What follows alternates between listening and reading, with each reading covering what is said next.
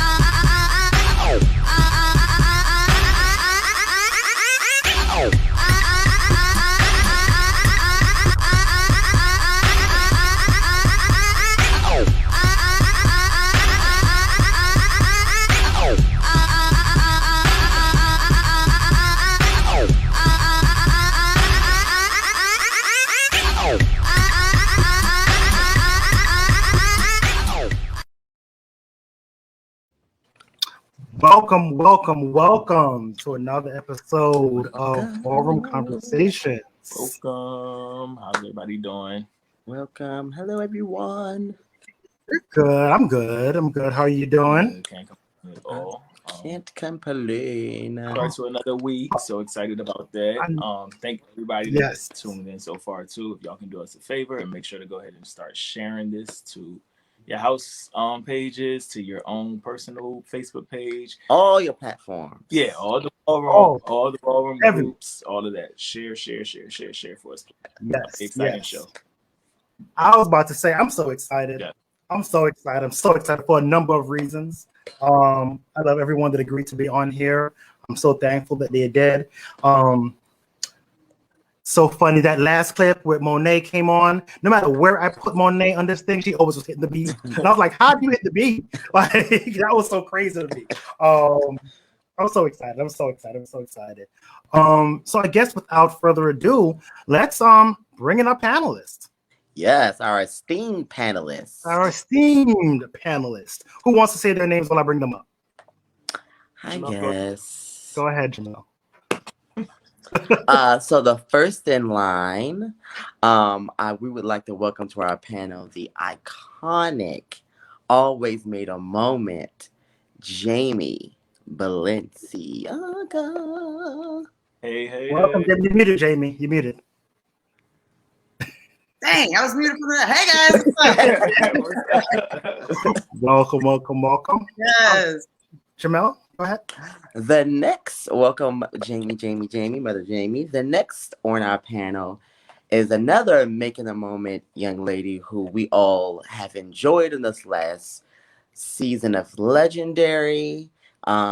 She was on Pose. I mean, not Pose, but she was on Pose too, though. She was on Pose, but what's the other show she was on? She's been on all these damn shows. But, she was on My House. There we go. My sister, my girlfriend, my homie, Lolita Leopard. Hey everybody. Hey. Hi Lolita. What's good? What's poppin'? We love your background, Lolita. Thank you. Good vibes only. Awesome. The next person we're gonna bring up is someone who I admire so much, and we could not have her on this panel.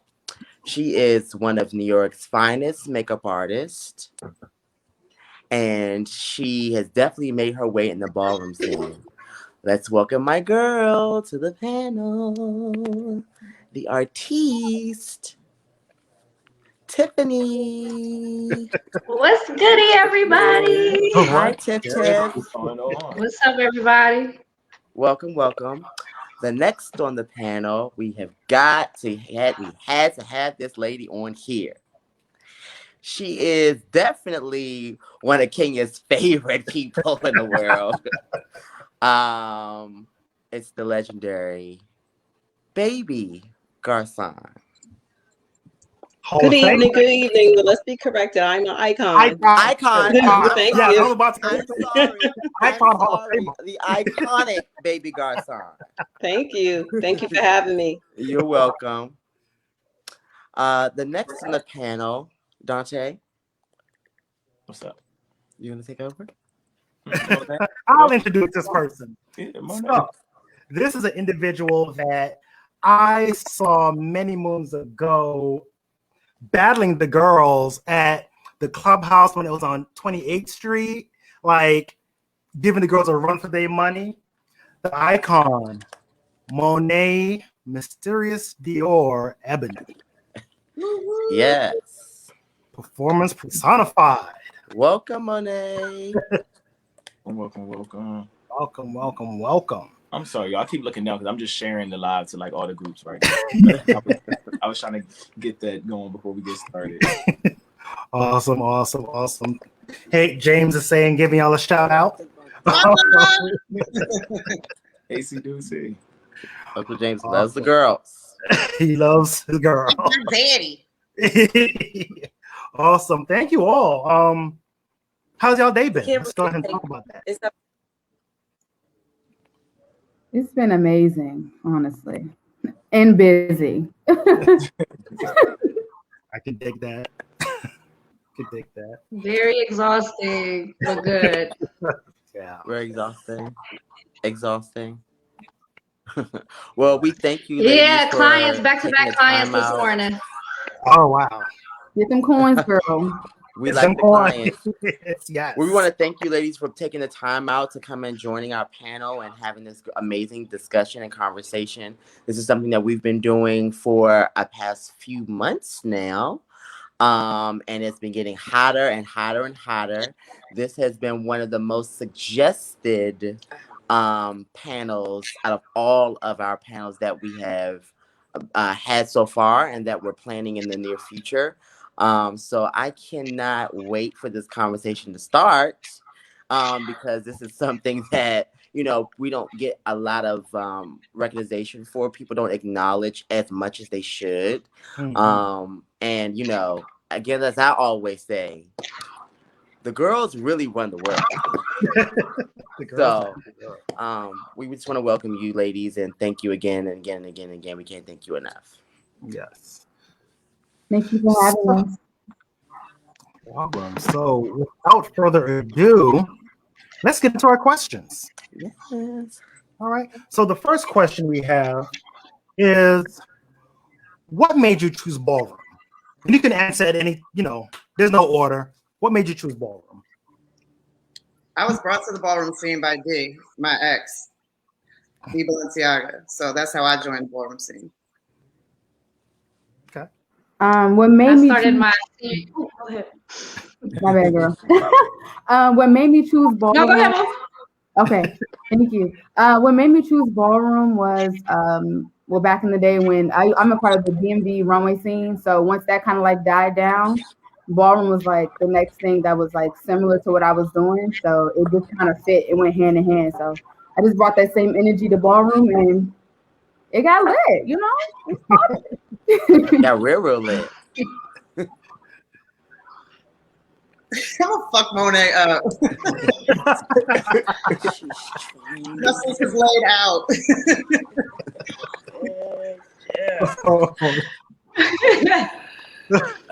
Tiff, you were speaking? I started ballroom my senior year of high school. I was going to quit dance, and my best friend at the time, he snuck me out to Indianapolis, and, we left Ohio, took that drive, being in high school, went to my first, it was like a little mini function at it was like a storefront, to be honest with you. And I fell in love ever since then, and I just became a part of life and just been here ever since.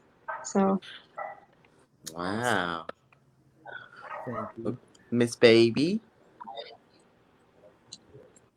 Well, I chose ballroom. I was modeling professionally, and I ran into Bernie Jordan, which is my father, at a fashion show of mine, and he brought me to ballroom.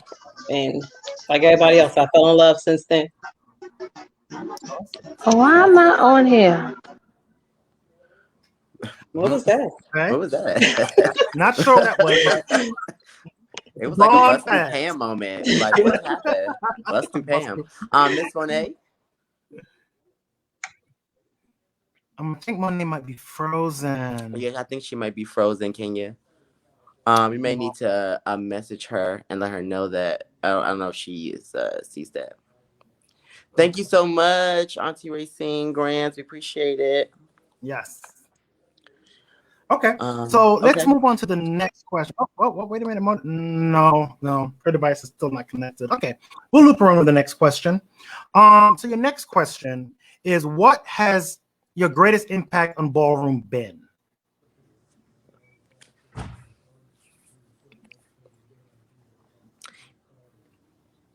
Anybody? Anybody can go.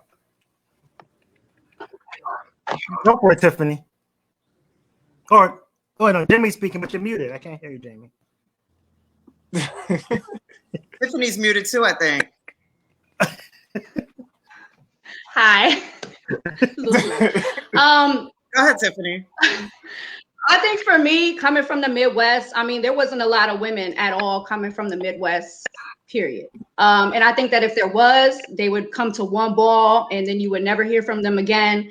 I think for me, coming from the Midwest, I wanted to be just like the girls from the West or from the East Coast that were making their name, like Jaimee. You know what I'm saying? Like, I wanted to be those girls and be able to,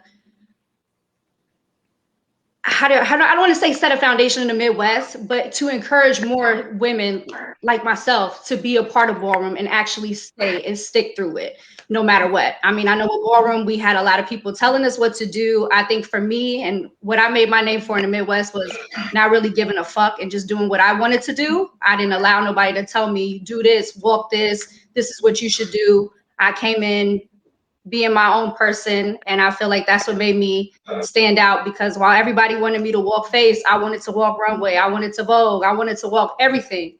But I feel like a lot of women that came into the scene before me, not with Jaimee, with the exception of Jaimee, but I feel like a lot of people were told what to do. And I think that our generation was that generation that was like, fuck it, we about to do what we want to do on our own time. And this is what we're going to do. And that's it. So I feel like that was it. And I don't want to take the ball-headed movement. I don't want to take full, what do you call it, like credit for that. But I will say that after I came out back in the day as Mother Escada, I feel like every house was trying to come out with a bald-headed bitch just like me. But that's just me. That's just me. So just saying. But that's just me. All right. Monet. So you got two questions. Welcome back to the party, sis. Two questions. What made you choose ballroom, and what has been your greatest impact on ballroom? Two people made me choose ballroom. One was my older brother, who taught me how to Vogue way back in the days of Midtown 43 days and Paris is Burning days, and I used to hang out on the pier and tracks better days and things like that. And I was 13 and nobody was down there, but I was down with my brother. I was good. And then oh no, we lost her. I don't know what's going on with her service. Yeah, it's okay. Technology, sometimes that's how it works. Yeah. Is she back? I think she's back. Not yet. Okay. All right, no worries. So let's go on to the next question. Dante, you want to take this one? Wait, everybody didn't answer the last one. Oh, I'm sorry.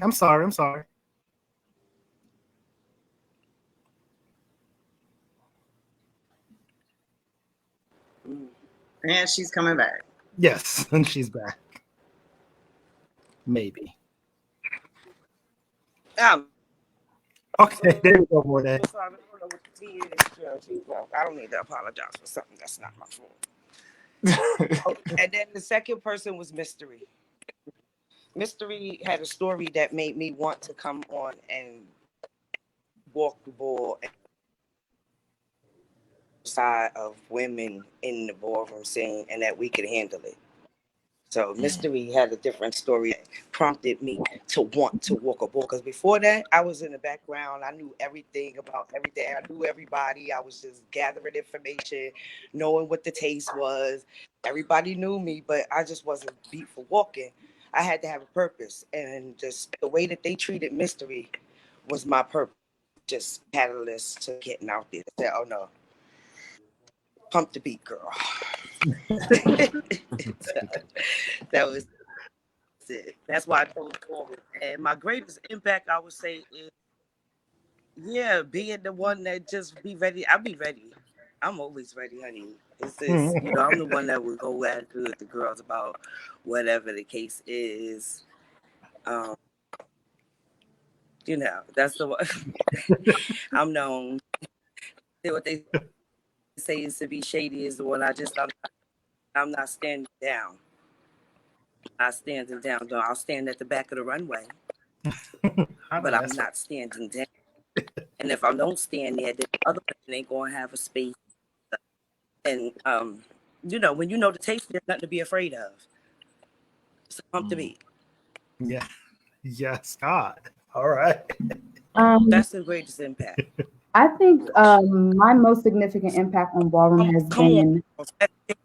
Oh, I'm sorry. I cheer for everybody. I would jump up on the table for another woman, stomp, clap, and go off for her. Yeah. And they be looking at me like I'm crazy, and I'll be looking at them like, she ate that. That's my greatest impact. Let's stand together. Yeah. It's hard. You know what I'm saying? It's hard not to love my sisters,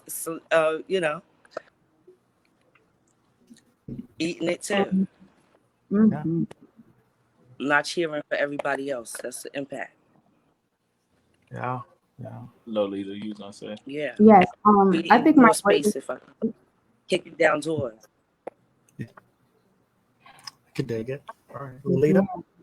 I think my greatest impact on ballroom would have to be being a super consistent runway diva. Okay. Y'all already know, like back in the day when we came, ballroom used to give the DMV runway girls hell. Okay.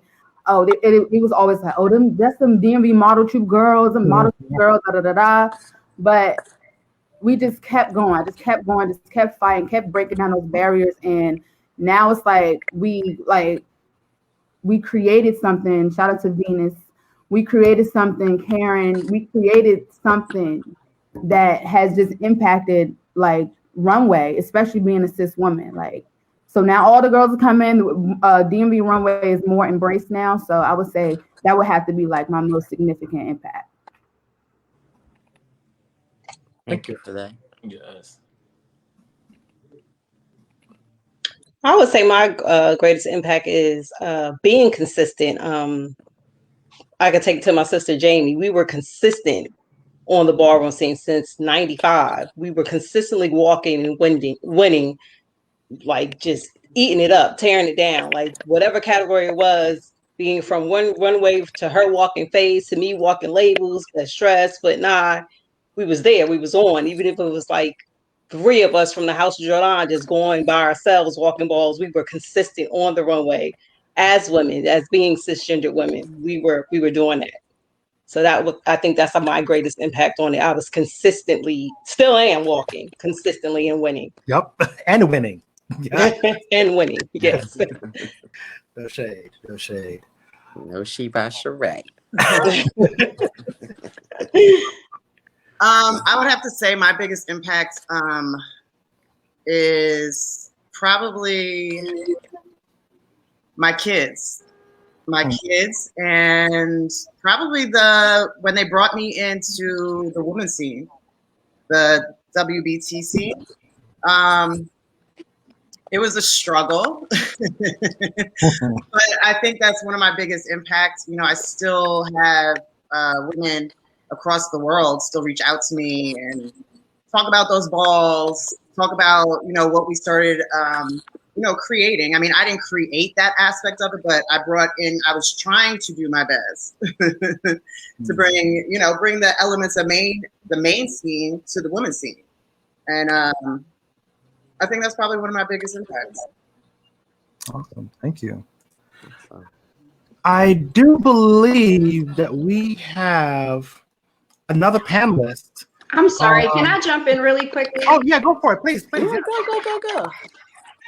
She's downplaying herself. As a woman in the scene, coming into the scene, wanting to walk face, to have somebody, especially in my generation, coming in and seeing her being the one to look up to, that's a standpoint right there. Because there's been a lot of women that's walked balls, and there's a lot of people I've heard stories about, but nobody has ever made an impact the way Jaimee did. So Jaimee, I don't care what you're talking about, but, you know, at the end of the day, you were the girl that I looked up to. Appreciate it. Thank you. No, I'm dead serious. Like, you were the girl that I looked up to. You were the reason why I kept going, because especially being women in the scene, sometimes it's like it could either make us or break us, and not a lot of us stick around to get both experiences. I think seeing you and even having the conversations that we've had in the past a long time ago when I first started, that right there, to have somebody in your ear and being like, listen, I did it, you here, you beautiful, go out there, do what you do. That's the impact right there, at least for me coming into the ballroom scene, because there was not a lot of women that you could talk to sit there and have a relatable conversation of how we gonna make it and how we gonna survive through ballroom when this is not our world to begin with and coming in. So Jaimee, that's how I feel about you. So just wanted to throw that in there. Thank you. How amazing is that? That's awesome.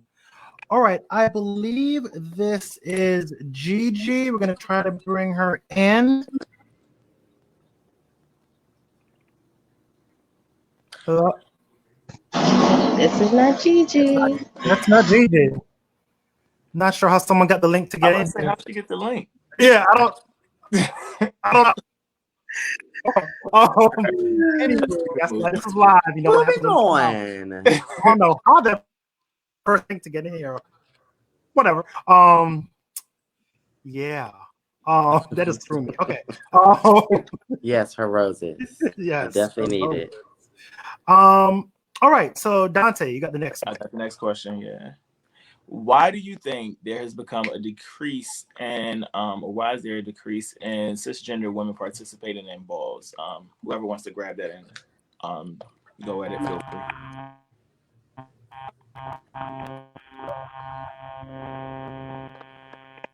I think the reason why it's been a decrease, honestly, is because I think cis women just I'm sorry, Lolita. Can you all mute your lines in the back end because there's a lot of feedback? Thank you.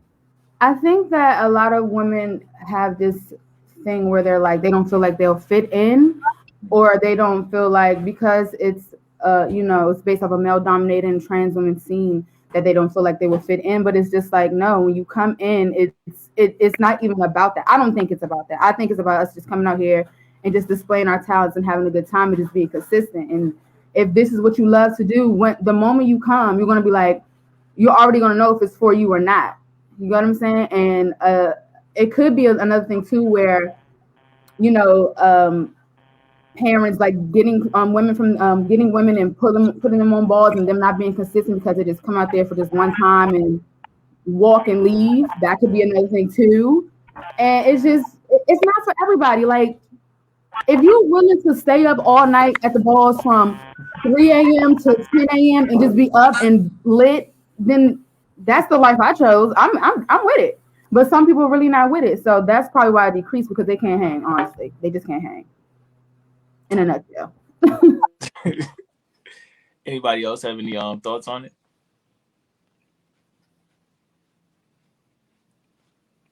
What was the question again? Why do you think there's been a decrease in the participation of cisgender women in the ballroom scene? I mean, cis women are iffy. Like she said, it's like a hit or miss. A lot of times, well, in my generation, a lot of times women were more consistent because I think there were more women involved back in the 80s and the 90s.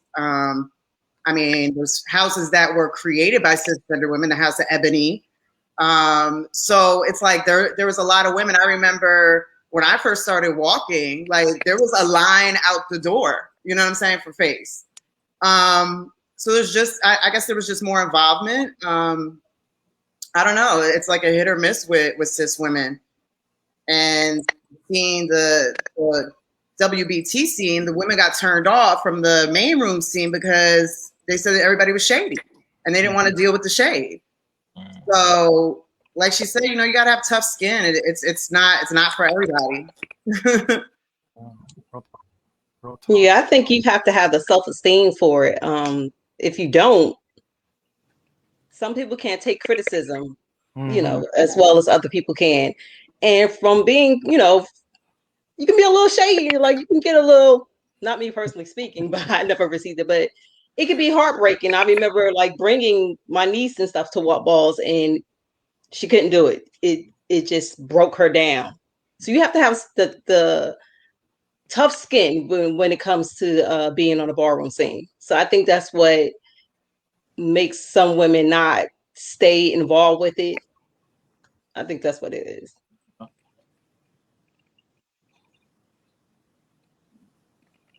I think we're ready for the next question. Tiffany, you have any input in that? Just to add on to that as well too. I think sometimes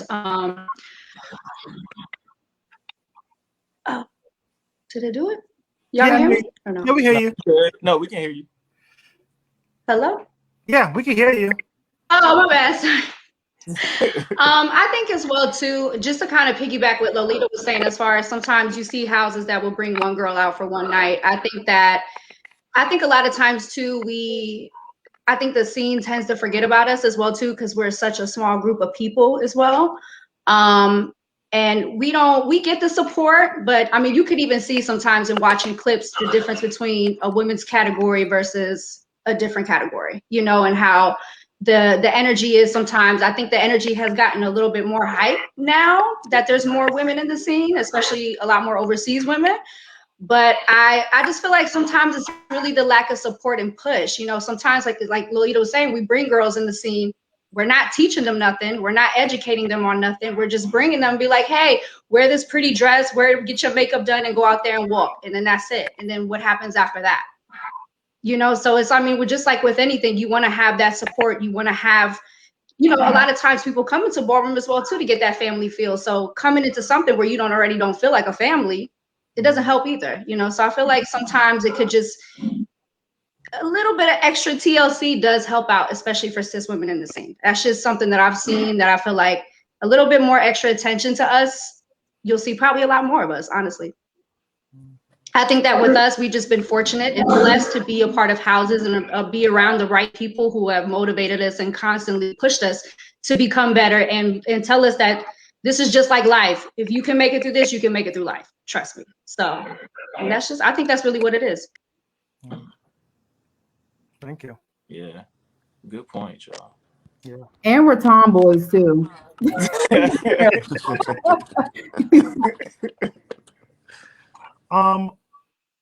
Before you go to your next question, Dante, we have a question that I do want to share with the group. I was looking to make sure we didn't have it as one of our prearranged questions. I think we asked about the other words, but we don't ask about cis. Yeah. So, how do you women feel about the term cis?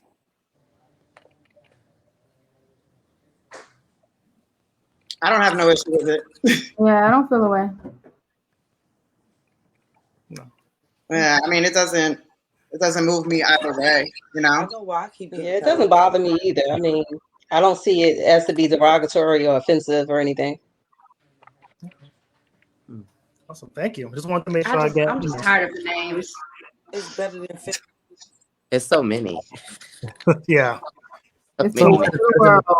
So many changes, but we just gotta keep on changing and moving forward. Yeah, keep on evolving with that. Yeah. All right. Next question on you, Dante. Is it possible? You can keep for me. You can keep it. We're not. That was Monet talking. Yeah. Okay.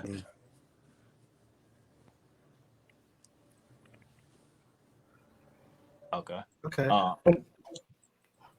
What did she say? Ask Monet, repeat yourself. What did you say? Monet's frozen. She said I think she said they can keep it for her. Yeah, I think that's what she said. And then she froze again. Yeah. Froze, yeah. feel like it's important. I feel like it's really important to denote, acknowledge representation for both trans and cis women. It's a respect thing with me. That's what Madeline says. About the word cis, yeah. Yeah. Okay. Back to the question. Okay. Do you all think it is possible to get a resurgence of cisgender women walking multiple categories again? So not just like runway and face, but seeing, you know, more cis women come out for the other categories as well.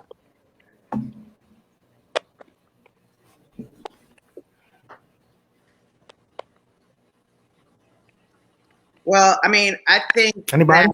Yeah, I'll go. You know, everybody's taking the time. Yeah, I mean, I think there can be. I think it just has to show support. I think, you know, like Tiffany said, the support has to come from the house. I think the judges too. You know, it's very. What's the word I'm looking for? Let me see my time. It's not welcoming when the judges like never pick a cis woman. I'm not saying that just pick us because we're a cis woman, but a lot of times we're overlooked. So sometimes we don't get the same attention, and that turns people off. You know, so it's like, why bother walking more than one category? I mean, back in the day, like Baby said, we were walking like 3 or 4 categories, like it was nothing. And you know, now women aren't really stepping up. I mean, it really comes down to the support. And we have to support each other. I mean, if we don't as cis women stick together, I mean, I can't even get a 5-minute video from the women on this panel, so I don't even know how we're going to take it to the runway. So, I mean, it does. It starts with support. Yeah, because I was gonna say you have a project or something going on, right, for cis women in the scene. Mm-hmm. Okay. Yeah. You want to talk about it a little bit? I mean, I really can't, but it's just it's interesting because I've been in contact with people, cis women, Monet, Gigi, Roxy. We've all tried to kind of start getting something going, and it always somehow slips through the seams. I don't know what happens, who drops the ball.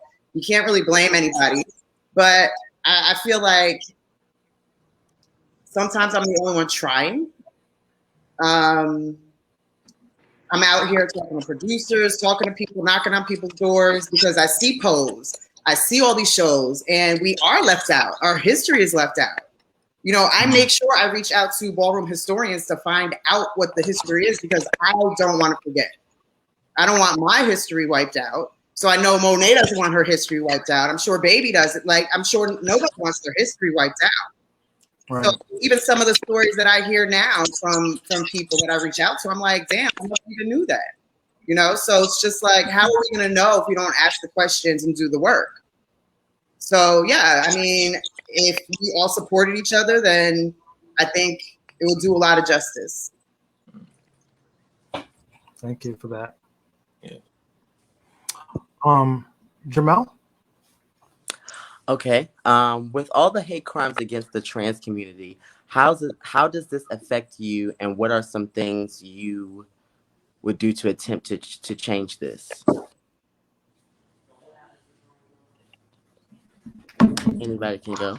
First of all, I would say educate the people around you. That's what it starts off with. I think that a lot of people just come with the old school mindset and they feel like they know what they know and it's right and that's what they grew up. I feel like now it's just like with anything, you have to educate people in order for them to know. Now it's up to them what they do with that information. But at least for me, being that I grew up in ballroom, the majority of my clients are trans women, and I love my girls all day, every day. I will literally sit here and argue with somebody all day and every day, even if it's somebody I'm talking to date. I will stop talking to them, even if that conversation even flips a whole different direction, hence why I'm still single. But, you know, to me, it's all about educating and being strong when you are educating somebody and not like being like, oh, well, you know, no, it's like they're women just like me. You know what I'm saying? Like, and really just taking that time and having to be strong yourself, you know what I'm saying? And putting yourself in their position and thinking about how would you want to be represented as well too, properly represented and protected at the same time. So I feel like education, and not standing for no bullshit, because that's our sisters at the end of the day. So the hate crime really affects me like to the core. Like some of my closest friends, sisters are trans women. So just to even have the thought of hearing them go through anything like that, it really just messes my spirit. So for me, like how to just to change is just to continue to be the voice, continue to be that sister for them, continue to be sister for all of them, and just being present, because that's the thing. Like it's about bridging the gap between cis women and trans women. Like we got to bridge the gap, and I feel like for the most part, I've been doing my part. I know a lot of cis women have been doing their part as well. So all we can do is just continue to do our part and bridge the gap.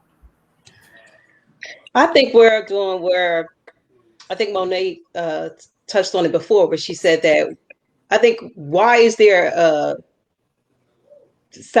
being separate? I think if we start to address them as being women, you know, take the separation out of it, they're women. Mm-hmm. You know, I think that you have to educate people more on they're not. I hate to use the word trans, but I would like to use a more respectful term for it.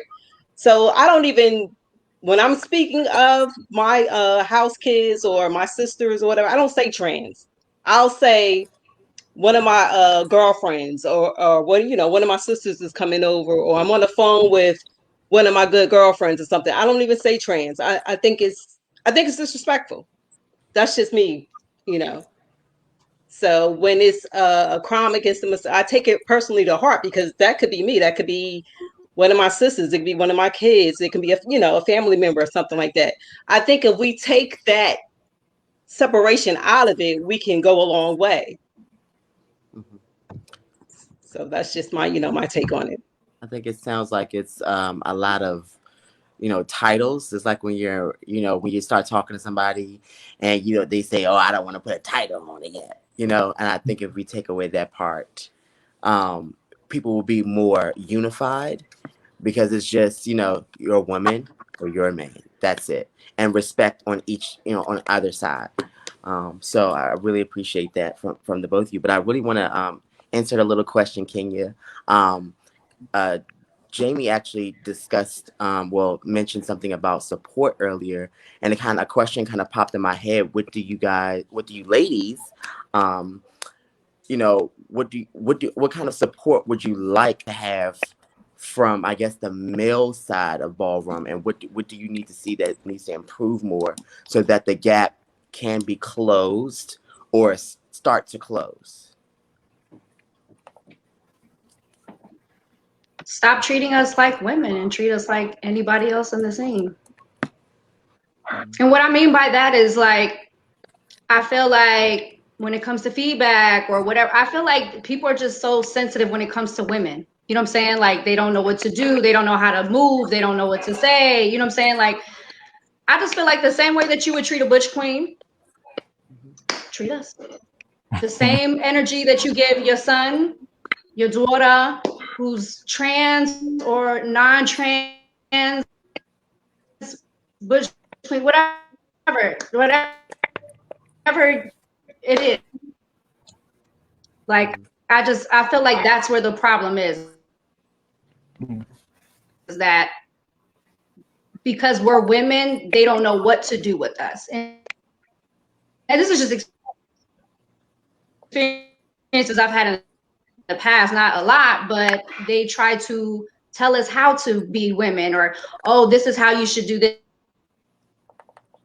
And that kind of, at least for me, that's a big turnoff. So, is that my phone? Or not my phone, but my service is going like that? I think everybody's having technical difficulties today. Yeah, what's going on in the universe today? Everything just like this, everybody here. Definitely be. I think it's a very delicate.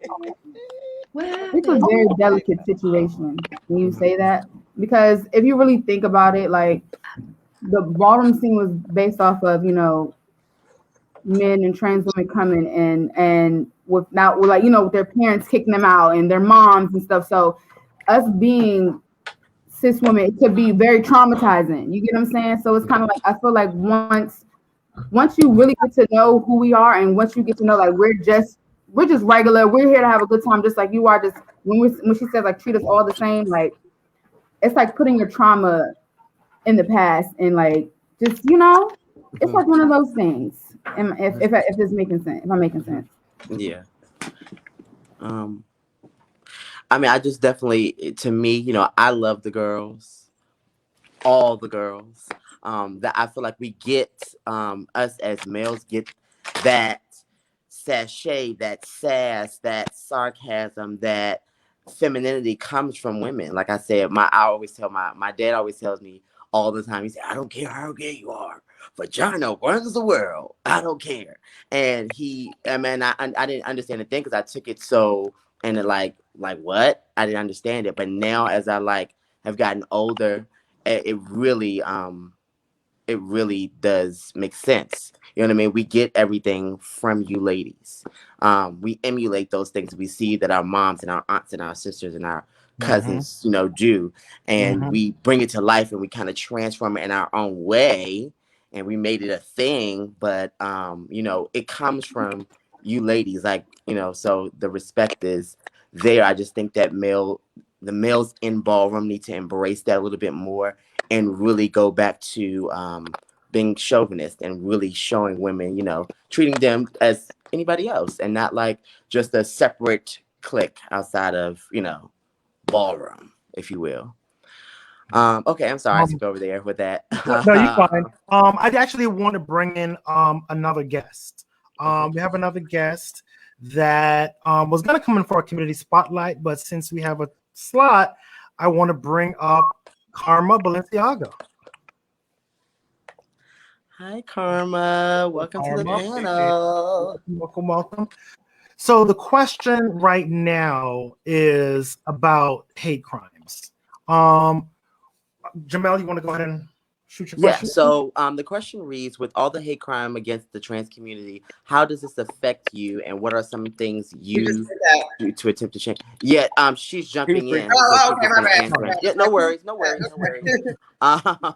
What are some things you would do to attempt to change this? Okay, y'all so nervous, and if you know me, I'm not even quiet. So it affects me. A lot of my friends and people I consider family are trans. So I take it personally whenever anything happens to them. And what I try to do to help the change, I heard Lolita mention something earlier about, bridging the gap. I try to bridge the gap, to try to lessen the hate, to try to lessen the vision, to just to have a level of transparency and understanding. Okay. Thank you for that. All right. So what we're going to do now is since Karma is on, thank you for joining us a little bit earlier than we planned, but thank you for joining us. We're going to go right into our community spotlight. Dante, want to talk about what a community spotlight is? So basically with our community spotlight, what we try to do is highlight someone from the scene. We try to go within the DMV area as of right now, who has a business of their own, and basically give them a spotlight sometime to tell the community and everyone else that is viewing about their business, to hopefully get them more accustomed to it, let them learn about their business, and hopefully bring them more business. So this month's community spotlight is Jaimee Balenciaga. So I think Jamel is going to handle the interview. Yes. So I'm going to go ahead. I'm going to drop the rest of you ladies down. I'm going to put up Karma's. Stay down. Just don't leave. Stay in the Don't queue. leave. I'm going to take it off the screen for a second. Okay. Awesome.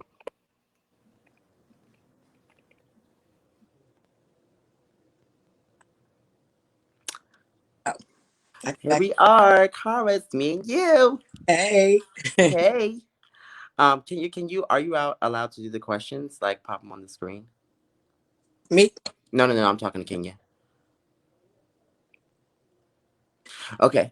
So Karma, welcome.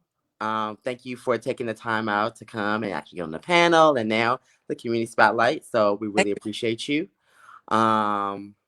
So the first question I have is, what made you choose this business as to start?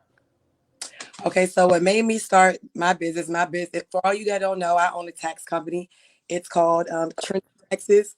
So what made me start was, being that I am a single mother of three, a Black woman, I'm pretty much a statistic teen mom, So I started the business to bring awareness to help our community and, other young mothers and Blacks to become financially free.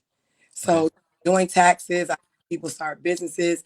My business partner and I, we help people with credit repair because, when you're in a better financial space, really no matter who you are, you can live better. You can leave thanks for your children, your children's children, your family. So that's what made me start that, as well as to show people no matter where you came from, no matter your past, no matter where you may be, what society may say, you can start anything, do anything that you put your mind to. Awesome. We love that. So the next question is, what are your goals for your business in the next 5 years? So my goals for my business in the next 5 years, I do plan on franchising my company out. So not just having one Trendy Taxes, have it all up and down the East Coast, West Coast, and giving other people a chance to purchase the franchise. So I really see myself like international, huge up there with Liberty Tax.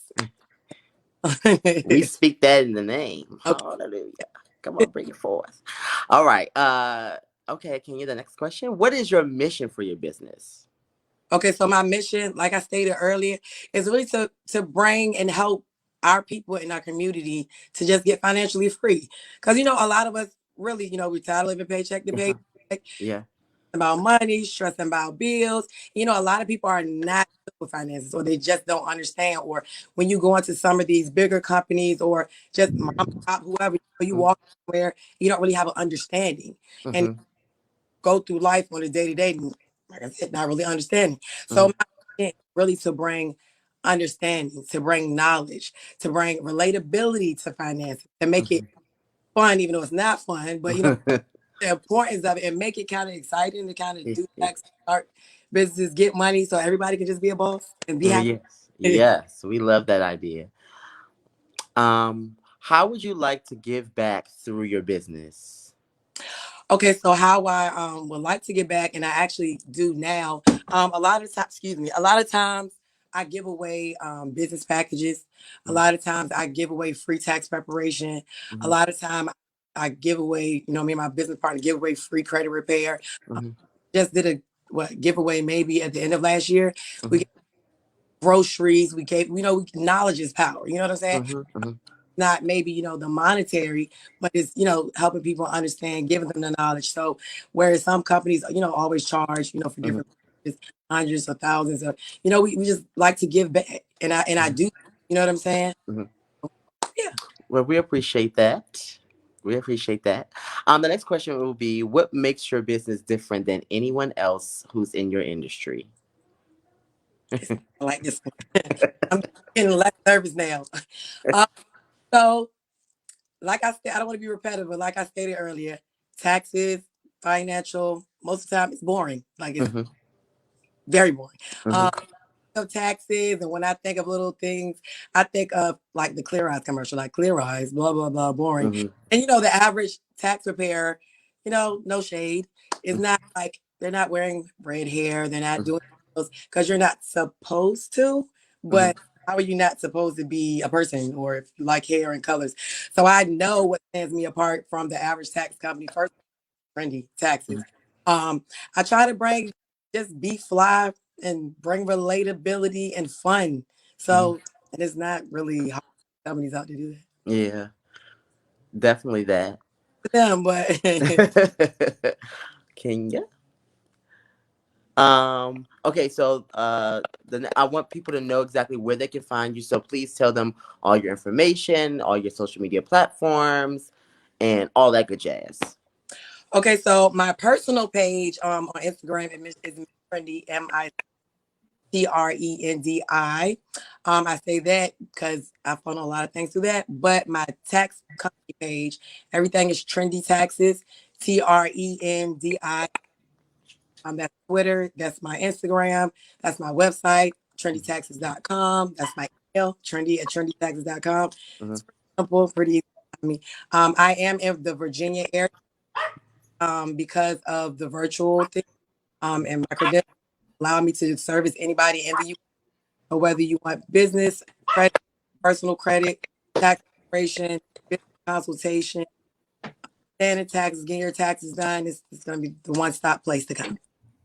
Yeah, we love to hear that. Well, thank you so much, Karma, for allowing us to share your spotlight.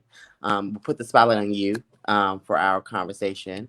And for all those who do not know, it is National Women's Month, or International Women's Month, and this is why we are celebrating our women in the ballroom. And Karma has a spotlight for this particular conversation, and we have our women's panel to also celebrate International Women's Month. Karma, do you mind staying on for the rest of the show today so you could share some of these things? Awesome. Thank you. Thank you for having me too. You're welcome. Thank you. All right, so I'm going to bring our ladies back. Bring back my guests. You're so silly. I know, try to be. Karma, I need help with my taxes, girl. Help me out, girl. All right.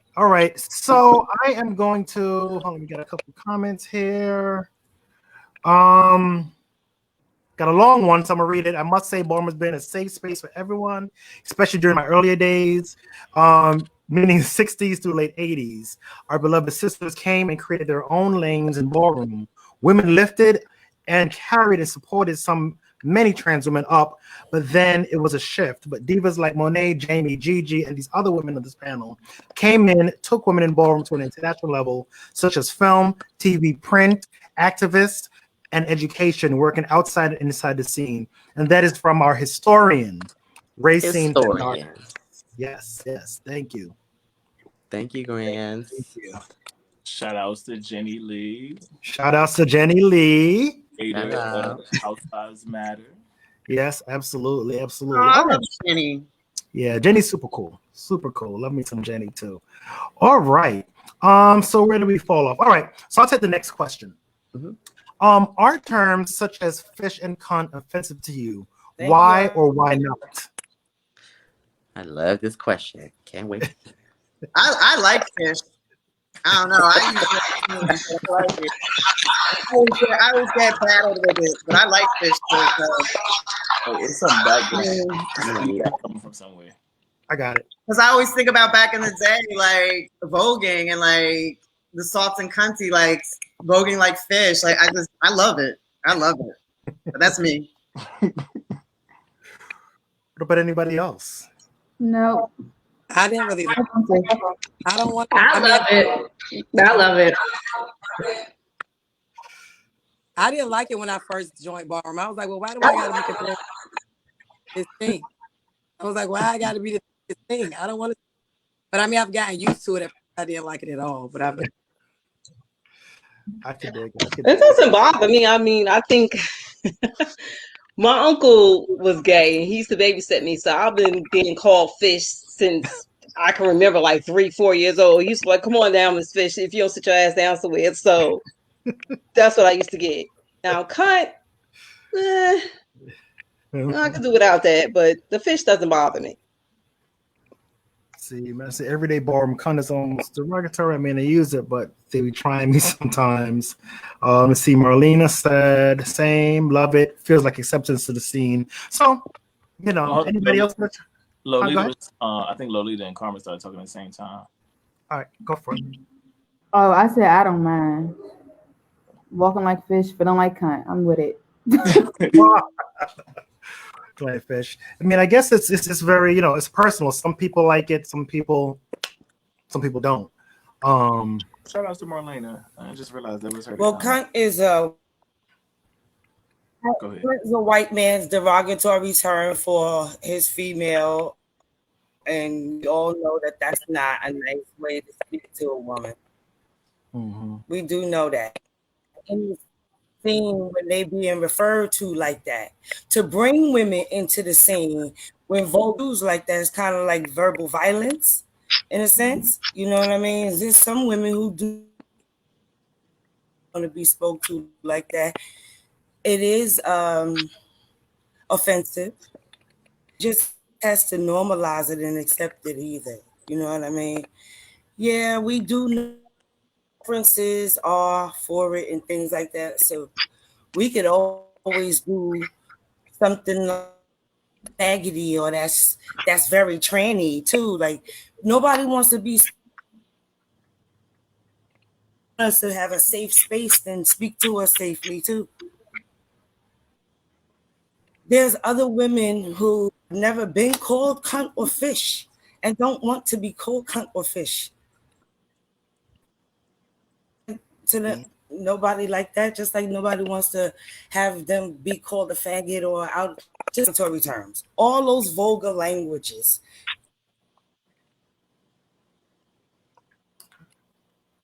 Thank you. But okay, yeah, it is what it is. Not saying that it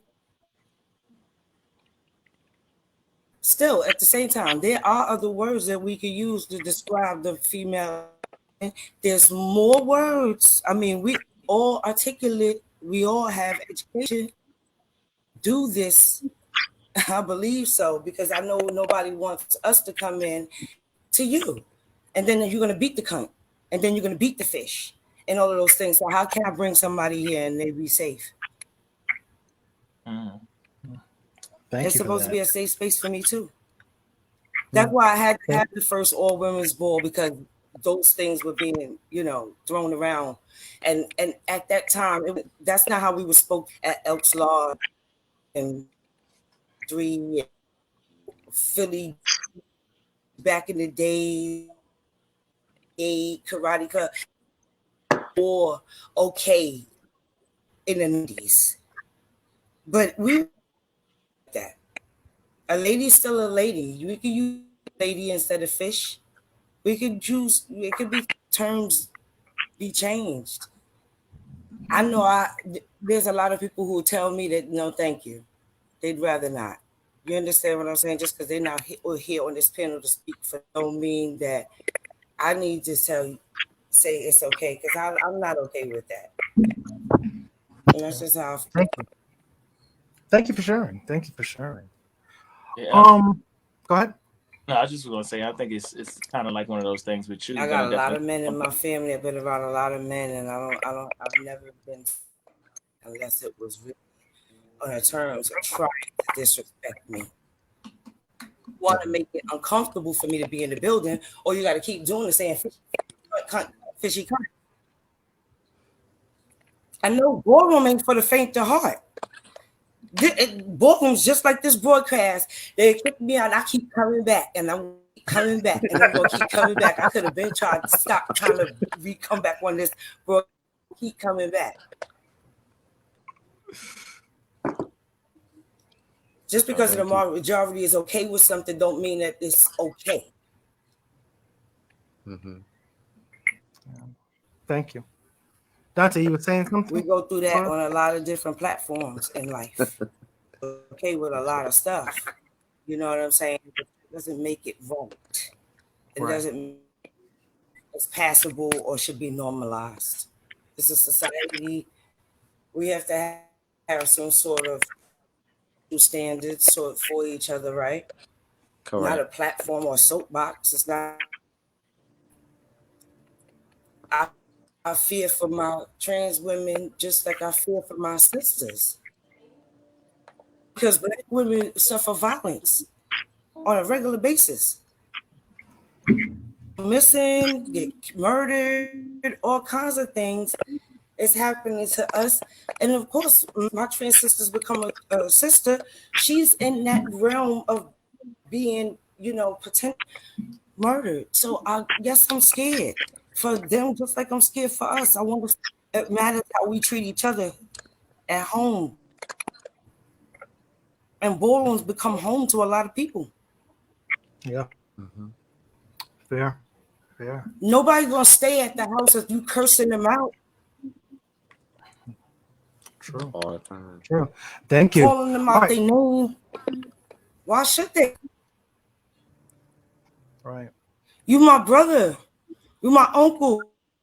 You talking to me like that? I can't call you out your name. And I wouldn't. And if I do, you want to fight. But you know what? Some of us will knuckle up and get it popping too. I could dig that. Yeah. Go ahead, Dante. This ain't that. Oh no, I was just gonna say. So a good rule of thumb is love always. What I do myself in the Vogue art. It's an art. I should have my art on that runway just like everybody else, and not have to have left feeling disrespected.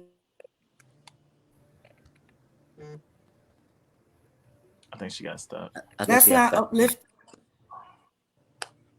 Yeah. I think she's getting stuck. But okay, go ahead. That's just me. I could take it though.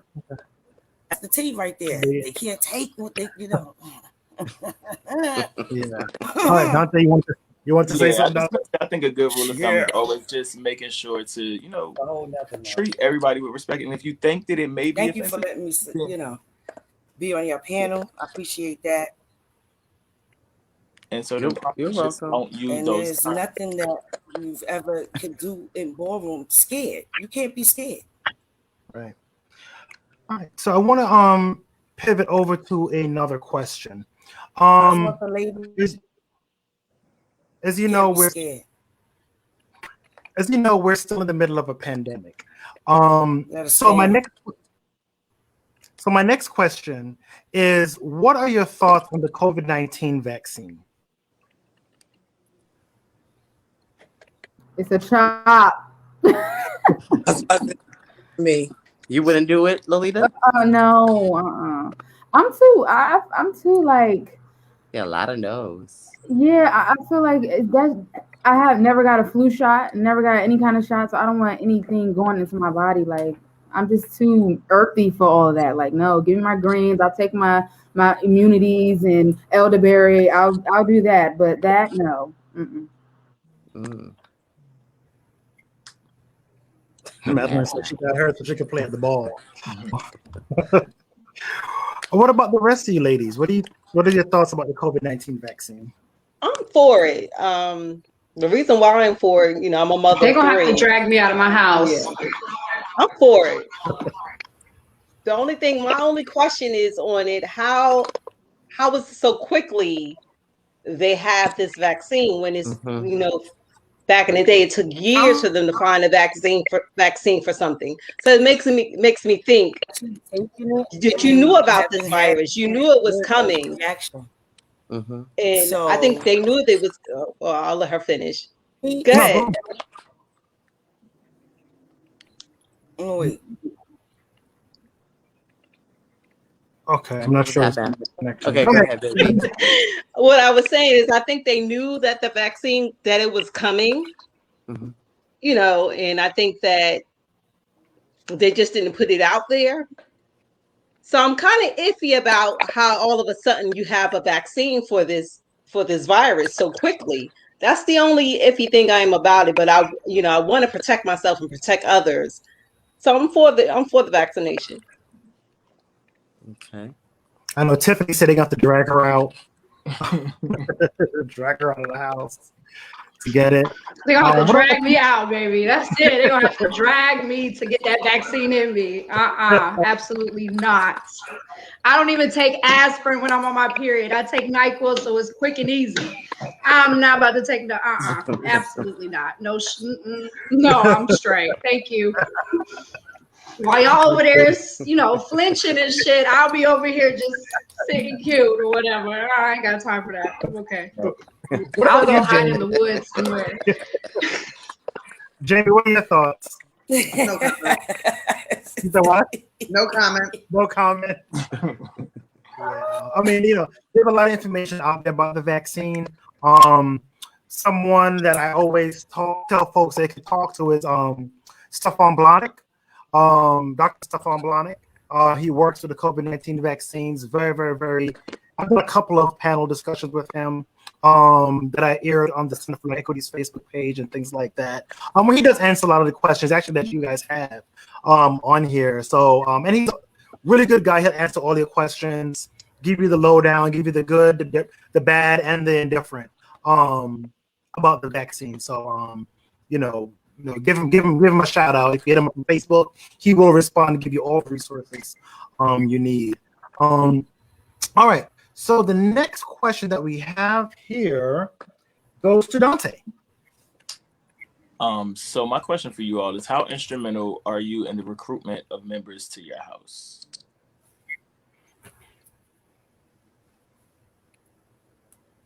Anybody?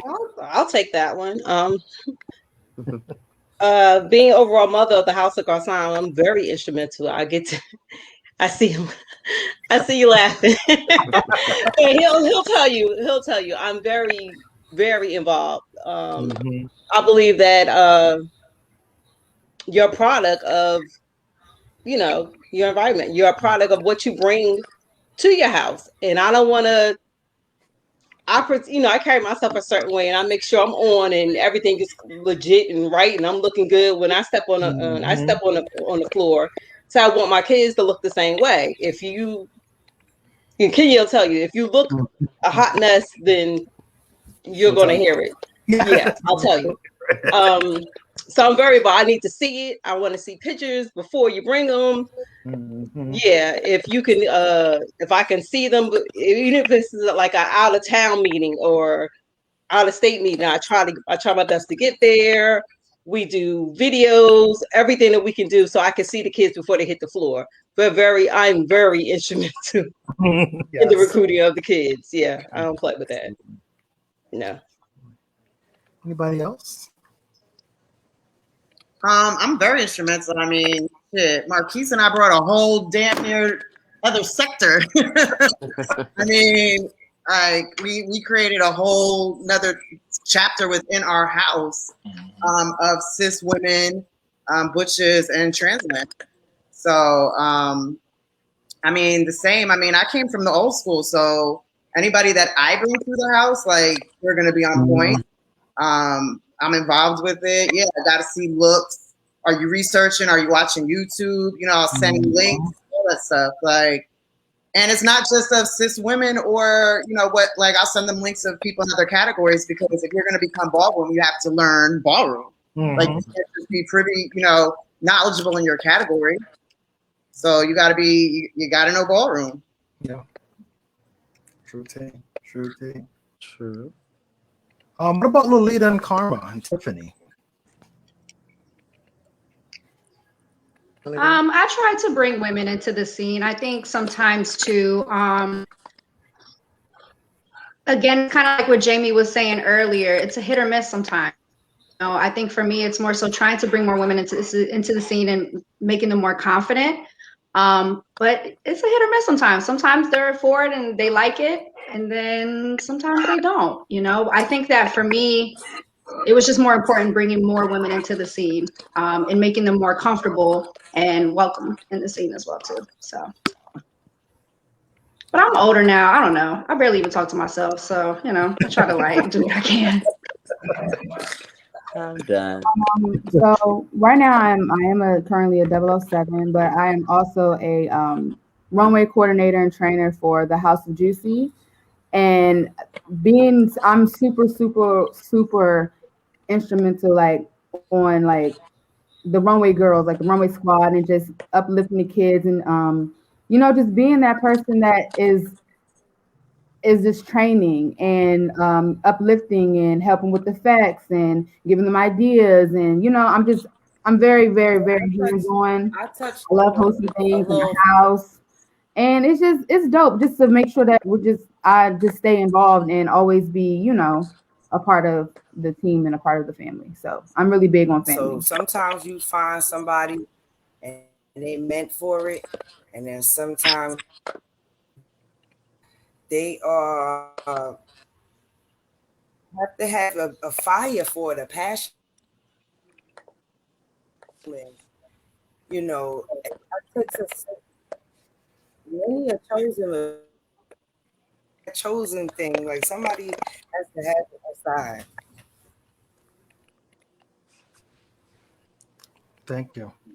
Karma, we're gonna. So, picking people for is not necessarily just choosing anybody. It has to be a connection. It's destiny included in that as well. Every woman on this panel was destined to be in ballroom and to do exactly what they want. I haven't gotten a chance to say hi to everybody and say I love y'all. Personally, but I know you guys. I watched you for a while, and I live. I hit the floor. I love what you do individually. I see everybody's different light. I appreciate you for keeping it going and just being who you are on the floor, because every last one, and that's why you're here.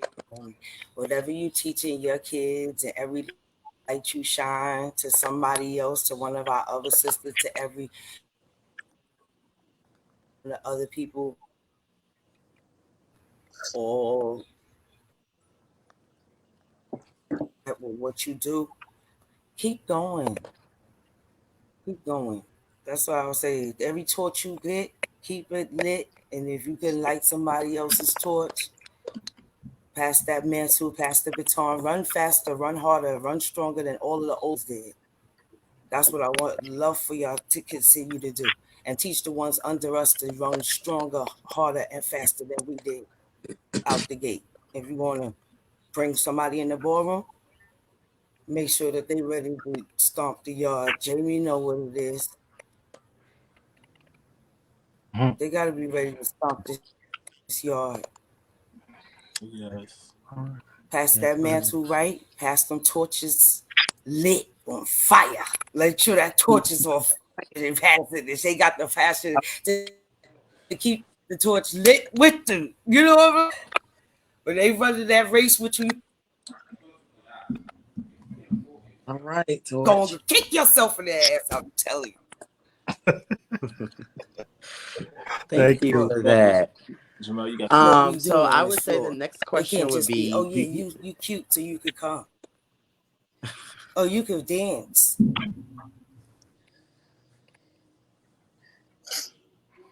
All right. What's the next question?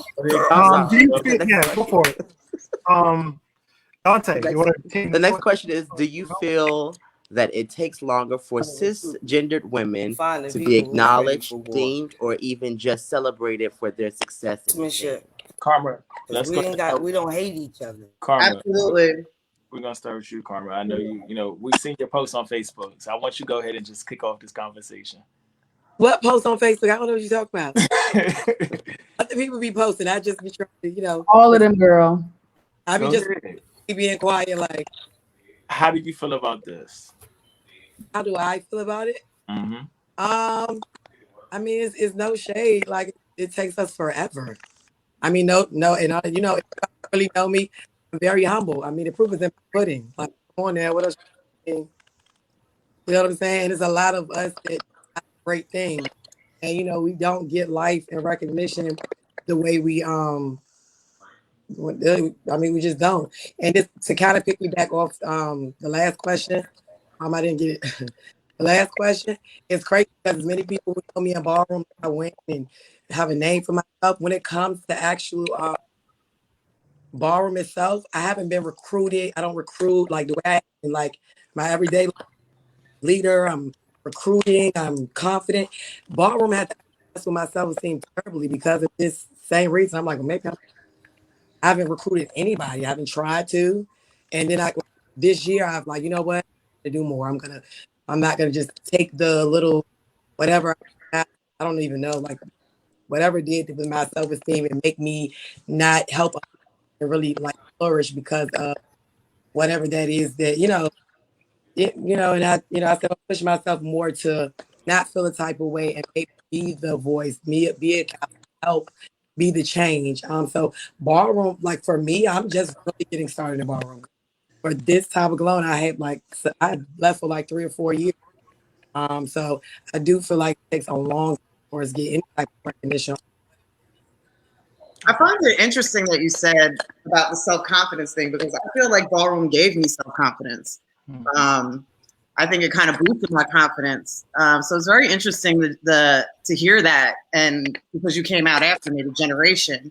I think as far as recognition, yeah, it takes a long time for cis women to get recognition. But I mean, if you want to be real and go old school, I mean, it's really on brand. I mean, if you think about being legendary, me and Baby, like, we legit put in the time, you know. And now we're in an era where everything is so fast and so microwave. So like when people are deemed like legends at 6 or 7 years, like it's kind of interesting to me because it took us a long time. Like, you know, even being in the Hall of Fame, like I feel like I should have been put in earlier than I was, but I waited because I knew I had to put in the time. And I don't think I was upset. I just think it was just like, okay, my time is going to come. And I don't think that's just with cis women. I think that's with the whole ballroom scene, period. I think people are just so in a rush for that title. When I was walking for like 3 or 4 years, I didn't even know what the hell a legend was. Like I didn't have anything to strive for. I just loved ballroom. I loved going to balls. I loved competing. So it wasn't like, oh, I'm going to become legendary, or I know I'm going to be an icon. Like I didn't even know what the hell that was. I just knew they called Bernie legendary. I didn't ask. I was just walking balls. So I think the dynamic is very different now.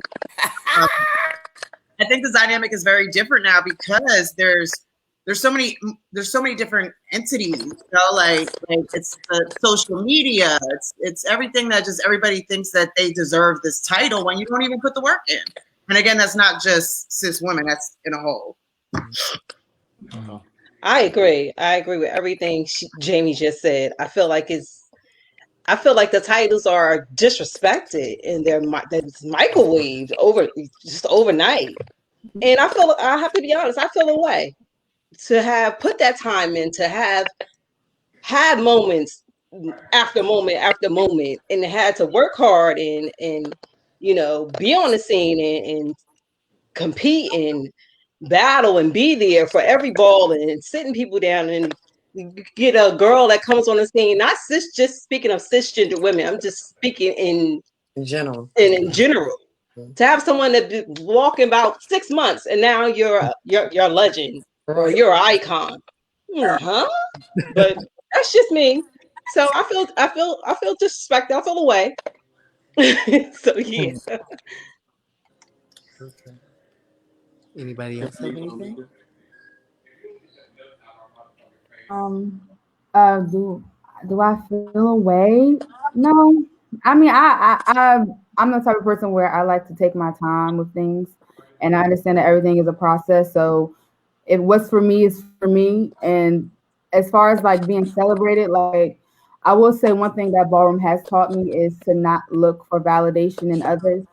So once I started celebrating myself and started celebrating my growth and not really looking for the validation from other people to give me the celebration that I needed, I just keep going. Like I'm celebrating myself. Yes, I won that ball, or hell, I got a good grade or whatever. Like I just celebrate myself. So whatever makes me happy, and I have my core people around me who we are, we feed off of one of each other. We celebrate each other. So I don't really look for validation of anything, honestly.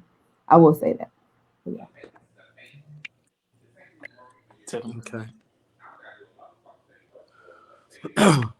Tiffany might be frozen. Oh, there she goes. I think, I don't know. I think for me being in the Midwest, I was one of the very few cis women. I think it was maybe like 2 of us out there, 3 of us actually. So my experience was a little bit different, I guess. We did get celebrated for what we did in the Midwest and stuff like that. And I think too, I was a part of great houses and around great people who celebrated me. So I didn't really need like a full ballroom acknowledgement of who I was and who I was becoming. And just like what Lolita was saying, I think ballroom, what it taught me more than anything, especially being a kid who always looked for, recognition and just that attention, it really taught me not to give a fuck. And I think that once I started not giving a fuck about what anybody thought or whether they thought I should be a legend or not, or whatever the case may be, it came faster. And I think too, it's all about what you manifest and the energy that you put out there as well too. If you want to be a legend, put it out there. I think literally for like 2 years, even though I wasn't as active in ballroom, but I have been in ballroom since I was 16 and I'm about to be 34 this year. I didn't believe that I deserved to be a legend. I became one, but I also manifested as well too, because I had to really sit back and think, you did your part. And I do remember you, Karen, from like way back in the day, like way you used to have the short hair. I remember you. And when I saw your posts, and I'm like, I remember this bitch was out when I was out. You know what I'm saying? Like, and it's surprising that she hasn't got that recognition. But the best thing I could tell you is just like Lolita was saying, it's just, you can't give a fuck about shit like that. At the end of the day, you know what you've done and you know the impact. And one thing that I've learned about, and one thing I really learned in ballroom that I stick to wholeheartedly is, it's not about the wins, it's about the moment. And it's more so like that inner moment that you have within yourself. So even if you don't get recognized, there are going to be other women who are coming into the scene who are going to know your name. And that to me is a lot more impactful than anything. So you're going to get your status. It's going to happen. Don't even worry about it. So you deserve it, honestly. Don't get me wrong, I love ball. Not even worried about that no more. We OGs now. Train up other young girls. All right. Got another question here. What women's category would you love to see for the 5K? Face with performance. That's all I want. That's all I want. Face with performance. Face with performance, runaway, what else?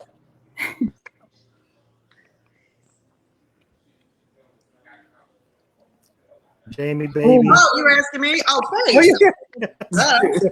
Right. He said face, duh. I would have to say maybe runway and labels or runway and foot and eye. But you know, that's me. So. I think best dress would be cute too. Best dress. The girls be dressing, okay? Yeah. The girls be in a good toe. They do be in a good toe. A good toe. All night. We be in the hills all night. Madeline said all three of them. All three. Y'all make the queens walk all three for $5,000? Y'all make the queens walk all three for $5,000? No, ma'am. Rocky and that's the problem right there. Cis woman that actually said that. I'm sorry, wait a minute, say it again, Jaimee. That's the problem right there. That's the problem right there. Like, you're expected to do so much more. We're expected to step up to other expectations that other people in the scene don't have to step up to. And it's like, we have a hard way to go. I mean, the scene, it is what it is. Call a spade a spade. It's very misogynistic, you know, and it just is what it is. So it's like, we're always expected to kind of like go up and beyond. Like, we always have to be the bigger person. And I think that's why I am so well received, because I've always opened my mouth. Like, I didn't just sit there and just take the shit. Like, I always open my mouth, and I always stand up for my sisters. I always stand up for all the cis women. You know, I remember one year, like, Baby didn't get an award or something, and that's me and Jack got into it on Welcoming Wednesdays. It was like a big thing, because I'm not biting my tongue. I'm not biting my tongue, and I think that's why I'm received now so much. But it's not fair. It's really not fair. I would love to see more women on panels and walking those bigger categories specifically for them, and being more in the spotlight than what we have now. And something that Baby mentioned earlier is that it's so microwaved now. The scene has evolved to this microwavable type of thing that it's starting to lose its, not lose anything, but start, you know how you put something in the microwave and it loses flavor, so you got to zhuzh it up a little bit more after it comes out, put a little salt, a little, Miss Dash, here and there, and I feel like with the scene, like, being so in that whatever this is that we're going in, I guess we may be coming out of it a teensy bit, that flavor is kind of like losing itself. And I would love to see women be way more powerful in the scene than we are now. Hopefully this will bring light to it. Okay. Next question. Thank you. Actually, that was the last of our pre-written questions. So what I want to do now is open it up to the people that's watching us on the Facebook or the YouTube. If you have any questions for these ladies, for our panelists, feel free to share them. Ask them. I will say this, our comment section has been going crazy today for you all. So thank you all. People definitely has been tuning in to watch and hear what you all have been saying. I hope that, and I'm just going to talk until I see a question pop up. I hope that more platforms invite you ladies to also give your voice and speak unapologetically. Not just throwing you a bone, but giving you a platform so you can really speak your mind. Like Jaimee said, yes, Jaimee has been very outspoken. If she don't see it, you'll know that she don't see it. And that's love her head, you gotta respect her for that. You know what I mean? So definitely shout out for that and holding it down. I mean, it's like, and it's. I don't mean to cut you off, but it really sucks, And I'm sorry, this is going to be a moment because it really sucks that, it's like if I don't do it, who the hell else is going to do it? And if I do it, then it's like, well, I get kickback and I get shade because it's like, well, why didn't you include me? Well, you didn't want to do it from the get-go. Mm-hmm. There's so many projects that I've started throughout the years, and again, there's people that have been involved, and I can't sit here and blame anybody that. This one dropped the ball, that one dropped the ball. People have lives, they get busy, I get it. But at the end of the day, I feel like I'm the only one knocking on people's doors. I'm the only one knocking on producers' doors. I'm the only one knocking on people's doors. And then it's like, I create an opportunity. I finally get somebody to listen to me. I create an opportunity out of my busy schedule. Damn near begging people, and then I can't even get videos from people, 5-minute videos about their history. It's like, what do you want? Do you want to be included or you don't want to be included? Because let me know. Because I mean, I could just stop it now. I meant to give you my video with tax. I've been kicking my tail like crazy. So and I do what? Yeah, I saw that. I post that too. We do have a question from none other than Susan Mizrahi. Why do you think so few cis women have major balls? I think we kind of covered it, but if you want to answer that again or answer it for her. Why do so many few cis women have major balls? Well, she said have balls, and that's because we don't get support. Mm. Come on, Susan, you was in there in the trenches with us. Yeah. All right. Yeah. Go ahead. No, I was saying you got another question. No, I'm saying in the trenches, Susan. I'm not saying this got to the panel. I'm saying in the trenches, like, like back in the day, we weren't getting support like that. That's why we don't have it. All right. So we got another question. Oh, she says, shh, Jaimee. All right, Jaimee, baby, what was your moment when you knew arrived and made your mark in ballroom? You want to go first, Jaimee? You can go. Oh, you can go. I mean, my moment was getting my just due from Danielle Revlon. God bless the dead. I had been walking for a minute. It was at Mark Ballroom. This is how long ago it was. And I just couldn't find my edge in. I first came out, I was walking beat. My face was beat. I would like always lose by one vote because it was shade or something else. And then I started walking unpainted. And again, a lot of girls, walking at the back to the door. There were so many girls. They used to go through the categories so fast. It was like, I don't even think the judges had a chance to even like get in. It was just like, pick one, pick one, pick one. And I'll never forget, they had, sad to say, they had Woman's Space bring it with dramatic beat. And Jamil painted my face that night, and I just was like, oh, okay. And Danielle Revlon stood up on the panel for me. And then that was it. Like after that, it was on like popcorn. It was like, boop, boop, boop, boop. I don't think I ever lost the ball after that. Maybe one. I think mine, I was actually, it's so funny. I was actually having this conversation, I think night before last. I think my moment was we were at a ball, and I remember it was me, Jaimee, and D, Balenciaga, and they were getting me dressed. And Eve Prada was in the same room we were in getting dressed. And I don't know why, and I don't take it as shade anymore. But at the time, Eve thought I was a trans film queen, and she came to me. She said, "Are you walking?" And I said, "Yeah, I'm walking." And she said, "Oh shit!" And I'm like, "Well, why is she acting like that?" And I remember her saying she thought I was walking her category, which was Film Queen Runway.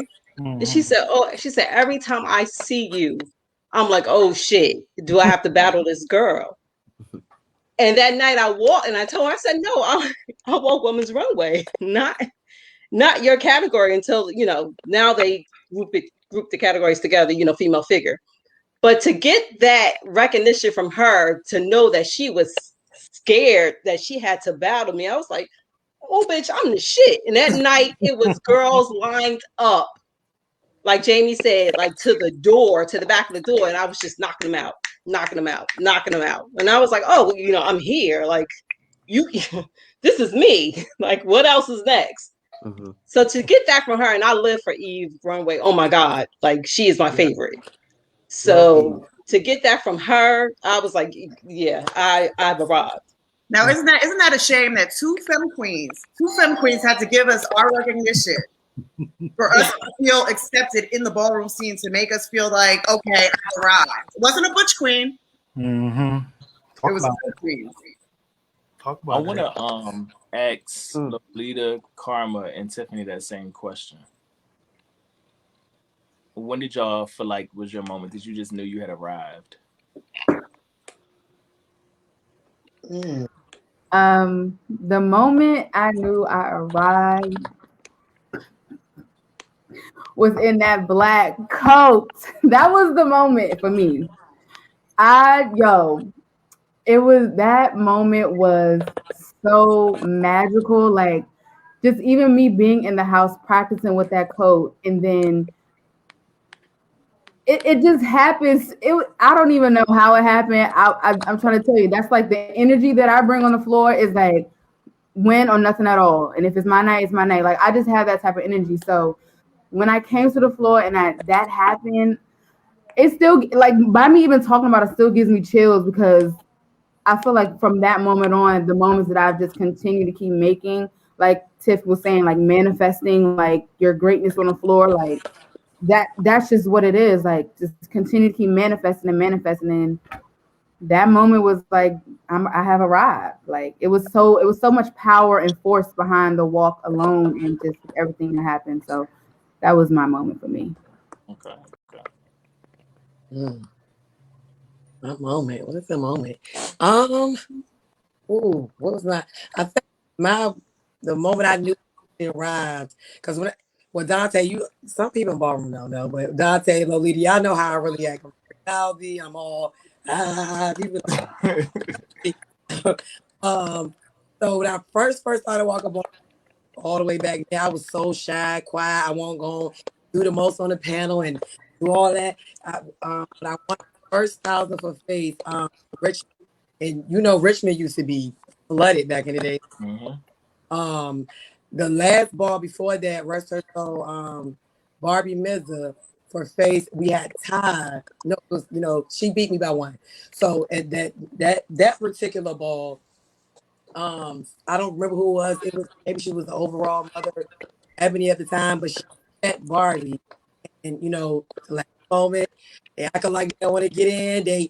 But I started settling like a film queen. I was just like, I'm on the table, I'm going up, I'm going. The whole room went up. I'm in their face talking junk, like saying stuff. I won my first 1,000. Everybody went up.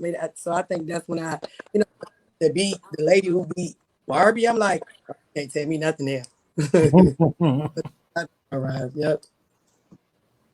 How about you, Tiff? You're muted, Pooh. Sorry, I'm trying to unmute myself. That's okay. Honestly, I think for me, it's a little bit different because I've had a lot of moments that I loved in ballroom. But I think for me was more so what ballroom did for me after, like for like my career and things like that, that really made me feel like I made it within my own community because my community was supporting me in other things that wasn't just ballroom, you know? Like I had the support of Jack, I had the support of, I mean, just a lot of people, you know, just being able to do, I mean, to me, my biggest moment, and this may sound crazy, was to be able to do Shannon Balenciaga's makeup. Like to me, that's a big moment for me, being a face girl and to be able to do her makeup, like, that's a big moment for me. That to me, that's how I knew I made it. Because I started ballroom because I love to dance. I love doing makeup. I love doing hair. I loved all of that. And to be able to have a career because of everything that I learned ballroom is more of a moment than anything for me, than anything that I've ever done on the floor. So just to sit there and be able to say, yeah, I got a career because of something I've been doing my whole life. When everybody else was like, girl, what the fuck are you doing? Why are you doing that gay shit? You know, and to be able to say, well, that gay shit got me a career and it made me the person that I am today, you know, a very fearless, unbothered, not giving a fuck type of person. So to me, that's the biggest moment that ballroom, that I've made in ballroom and that ballroom has given to me, honestly. So it's that. Yes. We want to thank all of you all, and we want to actually get like final comments from like each of you. If you have like a business, if you got some project that you're working on, anything that you want to leave us with or let the people know, now would be the time to go ahead and let us know, or let everyone know. Yeah, we can start. I don't care, whoever wants to start. I'll go. So what I have coming up next is I have completely like changed my whole career. Now I'm doing music now. Yes. I'm gagging y'all because the amount of love that I have received from everybody, like in the ballroom scene, international, just people making videos on TikTok, streams have gone crazy. Like that's just what I'm doing right now. And I see that I've always wanted to do that since day one. And I really have some great creative stuff involved that's about to be happening. It's going to be all ballroom related. Like that's just who I am. So why not take that? Because we do have a lane. Like ballroom has a lane with music. So why not continue that lane? So that is what my music will be based on: house, EDM, just feel good music. So that's what I'm doing now, along with some more incomes. But y'all just have to wait and see. I'm only focused on this one right now, though. Thank you for the support. I love y'all. Stream her music, y'all, on all platforms. Stream her music. Stream her music. It's dope. That's crossover streaming now. Y'all go to my YouTube, run it up. Go to Spotify, iTunes, run it up, and send me some videos, y'all, because I can post it and stuff. Thank you. That's so good. Awesome. Who's next? Somebody posted who they want to hear next. Who they want to hear about Tony Jackson? Well, I already said my piece. No way, you got more though, because you got the. I said what it was, and I mean, here we are. So, but you can follow me at Miss Jaimee Page on Instagram, and everybody pretty much follows me here on Facebook. I got my skincare, my face wipes. I'm coming out with some other products. Still trucking with the videos that I have. I'm going to make do with this production that we're working on. Let's see, what else?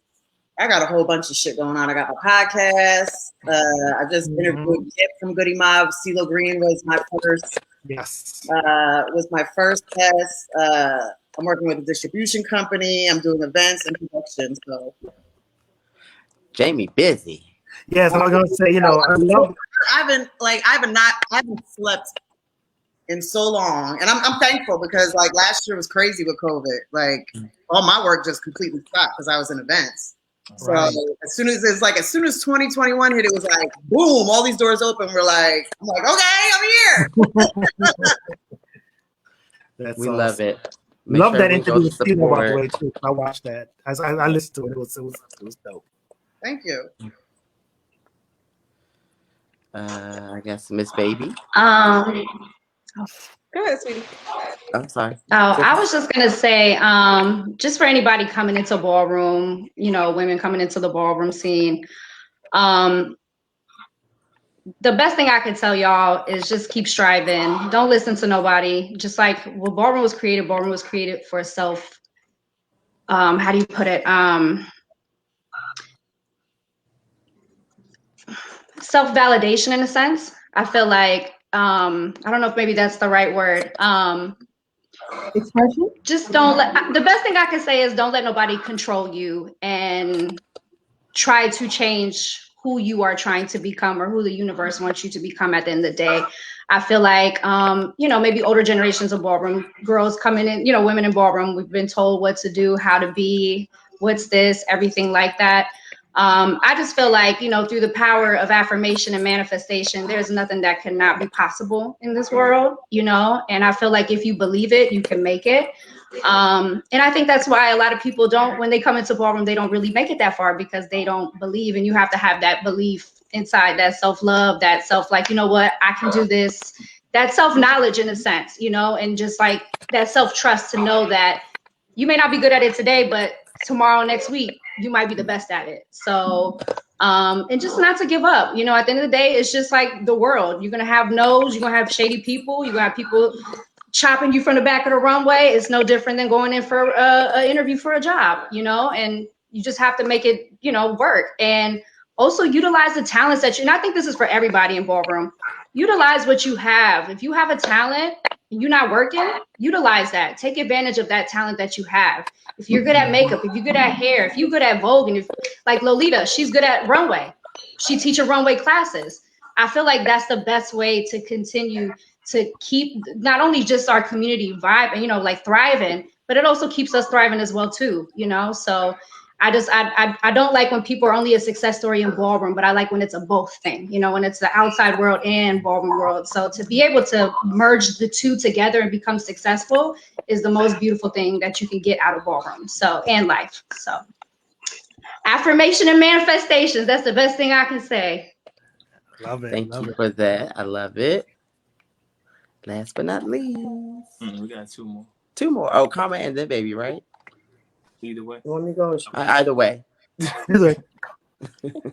I'll go. Okay. Look out for Take Me For Me. It's a branded company I have with my boyfriend, Shady Prada. We do hoodies, t-shirts, anything that you need to print up, we got it. Take Me For Me. Also, I'm getting back into teaching Zumba. I love Zumba. Like, that's like what Jaimee was saying, with COVID hit, knocked everything out. But now that it's back up and things are getting back up and running, look out for me with that. I'll be posting videos and stuff of me teaching Zumba classes and things like that. And as far as ballroom, with us being women, we are so strong and we are so talented. Let's get out there and show them what we can do. I used to always say to my father, Bernie Jordan, that anything he could do, I could do it better. So when it came to runway and the stunts and stuff, that I was right along with them doing the stunts and everything like that. So anything, my thing was anything you could do, I could do it better. So if you have that type of attitude, you can go far in life. Mm-hmm. Absolutely. Oh, okay. First off, I want to give beautiful women up, and you know, gentlemen too. Y'all roses, y'all are women.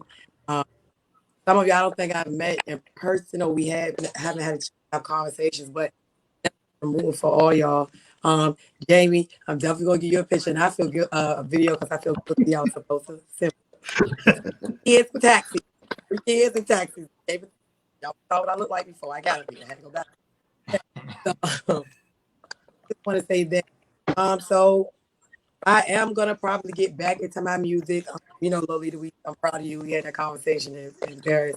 Definitely gonna get back to my music pretty soon. A lot of people ask me about it, but right now, like I'm really focused on, especially seeing how my children are coming, the things that are happening to my kids, and just ballroom and the pandemic, and just watching social media and different things like that.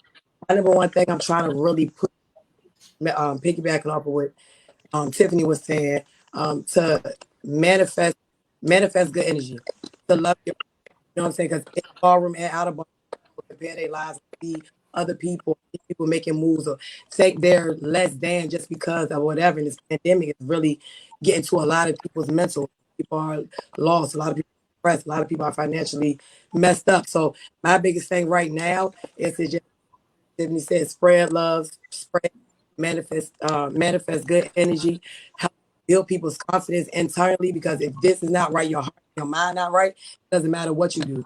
Even if you have money, even if you have right now, for me, that's what's next. I'm doing a lot of more motivational things, a lot of motivational events to, like you said, take my talent, my confidence, and put it on to other women, other people in the ballroom scene. That's up for me next. You know what I'm saying? Just trying to manifest the energy, build businesses in our community. We all can get to the real bag, pandemic or not. So that's my two main things. And, you know, to really storm again in ballroom. So, yeah. Awesome. Thank you. Well, Awesome. Yeah. So thank you. What were you gonna say, Dante? Go ahead. No, I was asking, do we have final words? I have final words as always. I have final words. I got still a lot to say. Um, Well, why are you thinking? Comment. Sorry, I was just reading the comments, and I don't know. Someone spammed us. Thank you all.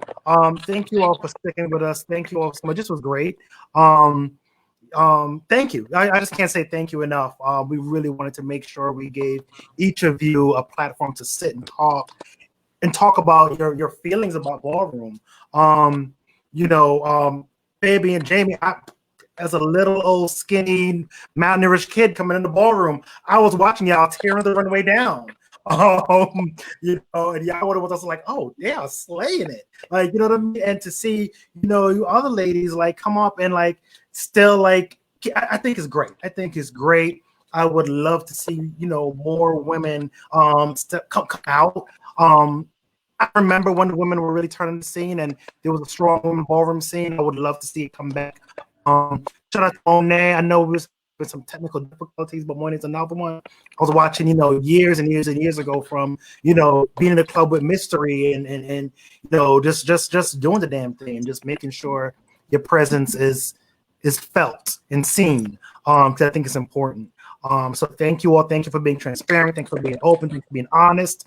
Thank you for just saying the damn thing and calling the thing a thing. And that's what we want for you all. So thank you. Thank you. No, I mean, of course. Thank you for taking time out of your busy schedules to come and be on this conversation. This is something that we have been preparing for a while, and we were able to get, the icons, the legends, and the new girls on the panel all at the same time to really get a point of view from each sector, each era, and really allowing you guys to, you ladies, to be a part of something that, yes, it was created for us, but you guys are a part of that. You ladies, keep saying guys, are a part of that. And so we want to really, really, really thank you for your time, which is precious, and you be able to, come aboard. And thank you, Monet. I know you had technical difficulties, but we love you too. Yes. I would just say the same thing. Thank all of you. I know most of you all personally. I really appreciate you all taking out the time to come up here and talk with us. Here and share y'all voices with us, which I think is so important because we don't always, like we said, get to hear from you all and hear y'all's point of view and y'all's perspectives. And we should hear it more. Also wanted to go ahead and shout out Susan Mizza, who has been completely instrumental in keeping Virginia ballroom scene up and sustaining for years. I think it would be a just due for us not to mention her, especially with her down there. Roxy as well. Love you, Roxy. Down there as well. Roxy. So yeah, just thank y'all so much. I look forward to continue to see what you all do. Jenny Lee, you as well for all that you do. Monet in the comments as well. Thank you. And my last thoughts would just be, we just all have to love on each other more. Yes. Keep titles for categories, and outside of that, we're all human. Let's love on each other like that. Life is so precious, and it can be gone within the blink of an eye.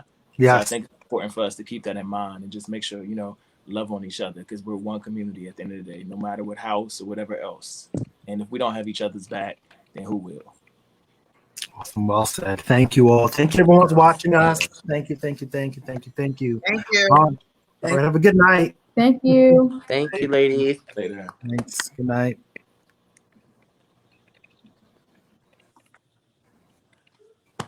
Who is this person? Oh, didn't broadcast.